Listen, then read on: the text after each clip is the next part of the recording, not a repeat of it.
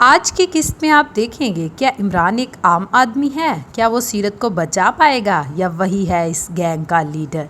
जानने के लिए किस्त को एंड तक लाजमी देखें और चैनल को सब्सक्राइब करना ना भूलें। सीरत भागती हुई इमरान के गले लग गई और कांपती आवाज़ में बोली, बचा लो मुझे। इमरान ने जब सीरत का चेहरा देखा तो पलकें जैसे ठहर गईं।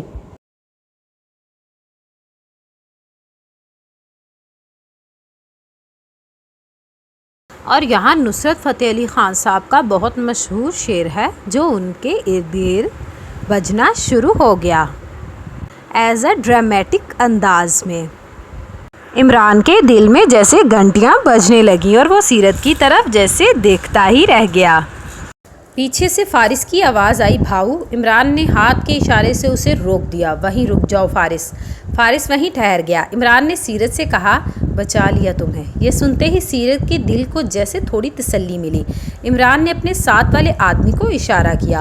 वो एक इंजेक्शन लेकर आया और सीरत को लगा दिया। चंद ही सेकंड बाद सीरत बेहोश होकर इमरान की बाहों में गिर गई।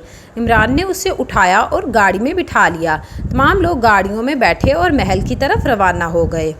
सुबह जब सीरत की आंख खुली तो खुद को एक अजनबी कमरे में पाया। इधर उधर नज़र दौड़ाई तो एक मेज़ पर तरह तरह का लजीज नाश्ता रखा था। सीरत को सख्त भूख लगी थी। वो जल्दी से उठी और नाश्ता करने लगी। इतने में एक नौकरानी कमरे में आई और बोली, नहा लो और ये कपड़े पहन लो।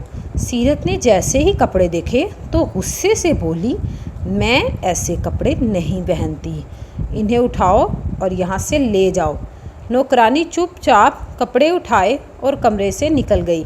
थोड़ी ही देर में रोशनी कमरे में दाखिल हुई और तेज़ लहजे में बोली, कल भी तूने बड़ी चालाकी से यहाँ से भागने की कोशिश की थी, लेकिन एक बात बता दूँ तुझे, जो यहाँ इस महल में एक बार आ जाता है वो यहाँ से कभी लौट कर वापस नहीं जाता।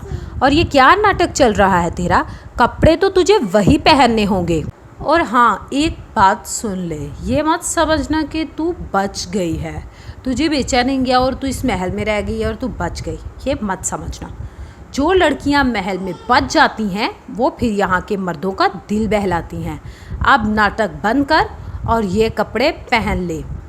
सीरत की आंखों से अब जैसे लोगों का डर ख़त्म हो गया था। वो हर किसी को मुंह तोड़ जवाब देना चाहती थी। उसे शायद अंदाज़ा हो गया था कि ये दुनिया कैसे चलती है।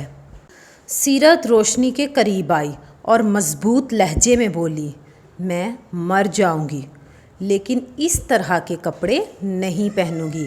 ये सुनते ही रोशनी का पाड़ा चढ़ गया। उसने सीरत को थप्पड़ मारने के लिए हाथ उठाया ही था, इतने में पीछे से फारिस की आवाज़ आई, रोशनी पीछे हटो, भाऊ आ रहे हैं। रोशनी जल्दी से पीछे हटकर खड़ी हो गई। चैनल को सब्सक्राइब करना ना भूलें और इश्क़ रेगिस्तान जैसी दिलचस्प कहानी से लुत्फ़ अंदोज़ होने के लिए बेल आइकन भी लाजमी दबाएं।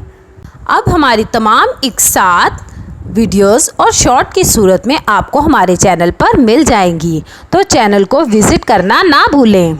अब हमारा चैनल आपको फेसबुक और इंस्टाग्राम पर भी मिलेगा। वहाँ पर भी रोमांटिक उर्दू नावल्स को सर्च करना ना भूलें।